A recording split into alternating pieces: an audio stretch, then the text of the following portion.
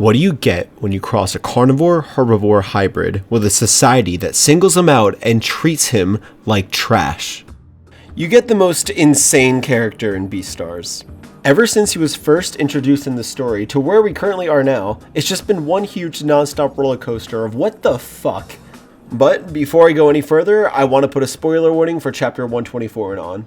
What were my first impressions of Melon? Kind of weird. So I got into Beastars around the beginning of September, and around that time the chapter El Nino in My Desert came out. But I was only on chapter 36 or something like that at the time. It was the chapter where the Lion Mayor was telling Louis about how he got plastic surgery to make himself seem more herbivore-like. This was during Louis' arc where he hated that he was born weak and stuff. So I saw that the new chapter 146 came out, and I knew that I shouldn't have read it, but hey, I was like, why not? The chapter was about Melon. I'd never seen Melon before at this point, and this is what I thought. I thought that he was Louis after getting surgery to become more like a carnivore. Yeah, I learned that I was very wrong, but the moral of this whole first impression was that out of the gates, I somewhat found Melon pretty disturbing, even if at the time I didn't even know that was Melon. There's something about the way that Peru designed him that makes him unsettling. But honestly, it's kind of hard to put a finger on what exactly makes him so creepy. I added up to two factors. One, his eyes. Whenever you see him, there's always a dark shade around at least some part of his eye at all times. It leads to an unsettling undertone to any scene that he's in, which leads directly into number two, the design of his unpredictable personality. We know that he's capable of a lot. We just never know when or what he'll do. A scene he's in could go from talking to fork and wrist, or vibing to I'm gonna fucking blow your brains out. You really don't know what he's gonna do next, and that's what makes him scary. People are afraid of the unknown, and that's what his character thrives off of. I mentioned in my first video how the reason why Melon is a sadistic fuckbag is probably because of his upbringing. Yeah, last month we learned what his life growing up was like, and it made sense why he turned out the way he did. You are not a carnivore, nor an herbivore, but I still want you to live a life that's as sweet as Melon's. That is my wish that signifies your name. That was the first time these clothes, and my mama talked about my status as a hybrid. They're burnt. And yet, she still insisted on using that fairy tale tone of hers. And I couldn't forgive her for that. Mama, this is reality. My life as a hybrid is nothing but reality. I know, because you have your papa's eyes, and I love them very much for it. I love those frightened eyes and that frail body. They are the very essence of herbivore's beauty. You remind me of your papa's flavor, which I love so much. Melon. Mama's sweet trill. The grater on her feline tongue wasn't meant for calling her son by his name. They were meant for scraping meat off of bone. In truth, I always knew it. You were always a maiden in love, Mama. That was Melon's first taste of murder, or as I should say, lack thereof. Melon can't taste, feel sexual attraction, and even though it's not explicitly said, but I assume by the way he killed his mother and everyone else, that he's incapable of feeling empathy. What feeling does he have then? Pain. That's all he feels. Like in moments where he feels that he should be feeling a specific emotion, he just inflicts pain on himself so he could emulate emotion to fill the empty void he has in his mind. There's a tattoo parlor that Melon regularly goes to, and there's a certain accidentally murderous tattoo artist that works there. He's a sloth and cuts super slowly and ends up killing his customers from extreme blood loss. That shit is right up Melon's alley because of course he's gotta make it weird. Because his mother is a leopard, Melon has been growing spots throughout his body his whole life, and he tries to hide them with tattoos of melon leaves. I really wasn't sure why he did this. I thought it was because of egotism or something, but after chapter 162 came out, it hit me. He does this out of resentment of his mother. He hides his fangs and eyes that were inherited from his leopard mother, but not the antlers inherited from his gazelle father. Sure, a big reason for that is because herbivores are a lot more accepted in society, but then why would he go through the trouble of covering up spots that no one could see under his clothes? Exactly. He hates his mother for ever giving birth to an abomination like him because all he does is suffer. He can't blame his father for it because he never really knew him. So going back to the pain thing, taking a look at this scene from the El Nino in My Desert saga, Peru tried to set up this thing where Melon was trying to make Haru his next murder victim, but like he hasn't really brought it up since chapter 151, and it's been a while since then, and Melon has appeared a lot since then, and it seems that whole thing was just kind of short-lived, but yeah, anyway. When Melon eats lunch with Haru, he gets a strange sensation. He doesn't really know what it is. It could be sexual, it could be hunger, he doesn't really know. But he gets so overwhelmed by it that he decides to pull out a knife in public and stab himself. Remember, pain is his substitution for whatever emotion he should be feeling, and since he probably doesn't feel the emotion of embarrassment, he just pulls it right out in public. It's a strange scene, and even though it's not supposed to be funny, it kind of is, and got memed a lot. But yeah, something that I feel that Peru really hasn't touched up upon is the fact that Melon lives like 5 different lives. He's a history professor at Haru's university, the boss of the Shishigumi, a rich masquerader, a murderer, and a therapist? The syringe merely makes it easier for you to sleep, but healthy sleep is the first step to having a healthy heart. Amazing! How did you get your hands on a syringe that can penetrate elephant skin? It's like I said, I adjusted everything in this room for elephants.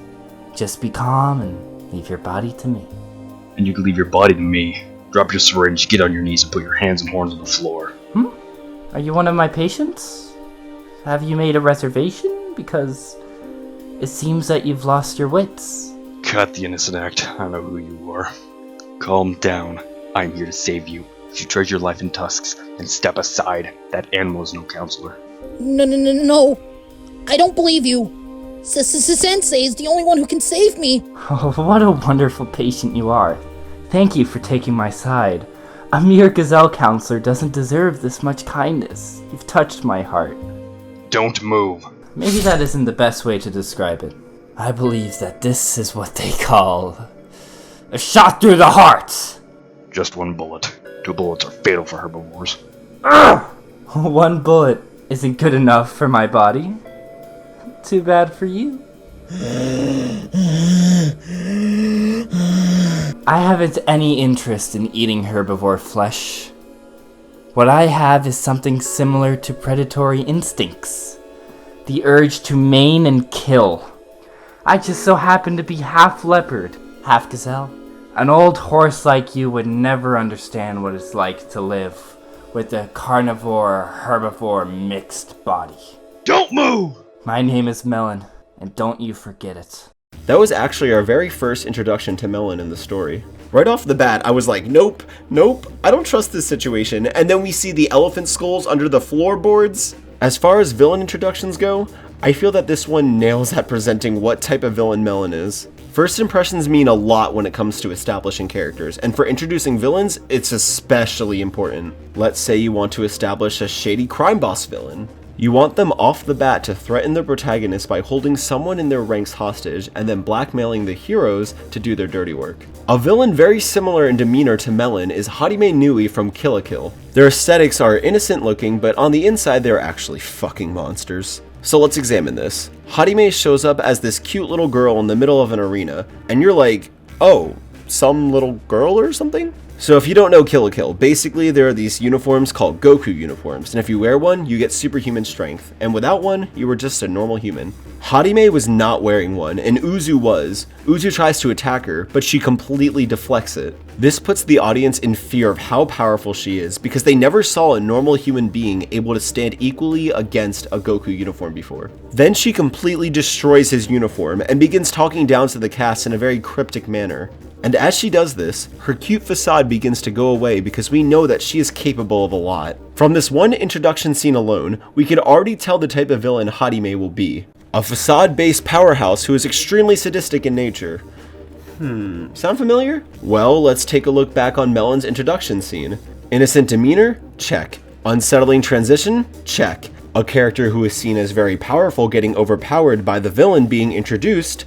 Check. Melon's introduction helps set up his creepy unpredictability that feeds into how well he sets the tone for whatever chapter he's in. Oh, and one more thing about his introduction scene, and I feel like if I didn't mention this, then I would be doing an injustice to the people in my Discord server. When Chunk and Ivan were going over voicing this scene together on VC in my server, the artist in my server, Capper Trope, or should I call him, the legendary one, created this image as a joke for Yafia interrogating Melon. It became known as Baby Melon. The prior meme in the server was Fat Legosi, which was a big Chungus meme, also made by Capper. People on the server chose between two factions, Fat Legosi and Baby Melon. There was a war, but in the end, Capper ascended from the heavens and made this image. Boom! The two clans were united under one banner. Anyway, sorry about that little tangent, but I could tell that the people on my Discord server are very excited right now that I mentioned this in a video. So Terry, if you're watching this, hello! So now on to another aspect of Melon's character, his parallels to Legosi. First off, Melon obviously is a hybrid as we know, but we must not forget that Legosi's still technically a hybrid too. He may only be 1/4 Komodo dragon, but that still doesn't count him out from being a hybrid. Melon's character serves to be a roadblock for Legosi's mentality on having kids with Haru. He's scared that his kids would suffer and turn into criminals like Melon did. But as I mentioned in my first video, Legosi learns the difference between nature versus nurture and realizes that he just has to be a good dad. I hope that at the very end of it, there's an epilogue that shows Legosi and Haru's kid. I don't know why, but I would see their kid as somewhat of a successor to Melon, something like what Melon could have been if he just had a normal life and if he got to live the life that he deserved to. It kinda sucks that just because he's a hybrid, he had to deal with so much stigma in his life. And his mother eating his dad did not help anything either. But yeah, back to talking about the night masquerade scene. Oh yeah, Melon just loves abusing people, doesn't he? Well, it is true that he doesn't feel empathy for anyone, so why should he care what he does to them? Right when Legosi was tricked by Melon to let him go free, I was like, Legosi, that's a really bad idea, oh god. We were all sure that Melon was going to do something, we just weren't sure what it was. That is a callback to Melon's unpredictability being a huge factor in what makes him so scary. That panel when Melon steals Legosi's gun and shoots him shocked me so much that it was the first time I actually went out of the way to look for reaction videos to a Beastars chapter. So I found this one video from Nerdigans Inc. reacting to chapter 128, and I saw that it was uploaded on May 20th, 2019, during one of the best weekends of my life. Then it made me think, what if I was actually into Beastars during that time? I wonder how much more nostalgic I would be for this part in the story. Because I'll admit that the Independence arc was dragging a bit, and Melon's introduction really kicked the story back to where it used to be. I'll go into it a little bit later in this video why Melon's presence really amps up the story, but yeah. I just kind of see April, May, and June as like months where things start getting really amazing, as the peak of the year, you know?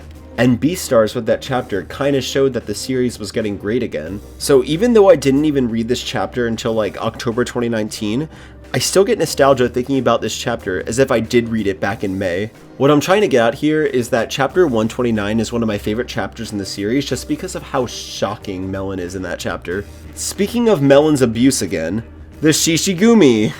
But it looks to me that you're a lot more docile now. But what if they had a hybrid for a boss? A hybrid? I've heard about you. Sorry I'm late to the party. My name is Melon and I'm the Shishigumi's new boss. Pleased to meet you. Melon-san. You must be quite the jinx. The Shishigumi's in a decline. What? I wouldn't talk that badly about us if I were you, Missy. Unacceptable, is what I'd like to say, but you're right. The Shishigumi's smell is so awfully weak. Anyone with a nose can tell that. Oh well, I'll make them smell stronger. Dolph! What do you think? This whole area now smells like lion. Which means starting tonight, the back alley market belongs to the Shishigumi, right? Everyone's free to eat that lion. Small-minded turf wars are nonsense. Meat Loving Day should be about showing your love for meat. You bastard! Get up and open your eyes. Come on! He's right. He's right. That's the smell of the Shishigumi. Exactly. Shishigumi. This is Meat Lovin' Day. It's the smell of lion. He's right. Hooray for meat! Shishigumi. You all love meat, don't you? That's why you're in the back alley market, right? What animal follows their instincts without feeling love? Be awakened to love. Back alley market. So this scene proved three things. 1. Melon is literally the Joker. 2. The back alley market is basically Tokyo from Shin Megami Tensei 4. And 3. Oof man, that scene really hurt. Sure, Oguma's death affected me a lot more, but I still really cared about Dolph, and it was really sad when... Are you fucking... Well look, even though he survived, I still felt sad when I thought he died. The Shishigumi have just become Melon's playthings now. He really doesn't care what the hell happens to them. Can I get a rip in the chat for our boy Agata over here? He gets abused by Melon the most, and there are so many scenes of Melon trying to kill this poor boy. And I have no idea what Melon has against Agata in specific. He just likes targeting him, I guess. So as I mentioned in my last video, Melon is now the new boss of the Shishigumi. And how is he at that role? So bad that his own group are constantly trying to make plans to kill him, even teaming up with Legoshi and Louie in some of those failed takedown attempts. Melon is just too good at figuring out what everyone is planning and always finds some way out of being arrested or dying. If I don't avenge you now, my mane will be a suffocating decoration for the rest of my life. Even though it's to win the turf war, you still killed one of our precious comrades. The Shishigumi need a lot of blood at the time, right? You think a practical guy like me has no right to be the boss? Are you thinking of throwing this Melon out? God, he's so scary. This male who only weighs about 50 kilograms is unbearably scary. That's why I thought during Meat Loving Day, Melon is a demon that fits right in the back alley market. Ever since then, more animals in the back alley market are starting to worship the Shishigumi and Melon. Oh, I see. He's the offspring of a carnivore and a herbivore. I was so damn scared that Agata was gonna die in that scene. It's because anytime anyone ever tries to stand up against Melon, he finds some brutal way to kill them. And I especially did not want Agata to die, because he's been becoming more of a main character as of recently. Psst, that's a hint for my next video, by the way. So, something tells me that we are entering the endgame of the Revenge of the Love Failure arc. Legoshi is planning on having a duel with Melon on Christmas, where he will finally settle the score with Melon for everything he's done.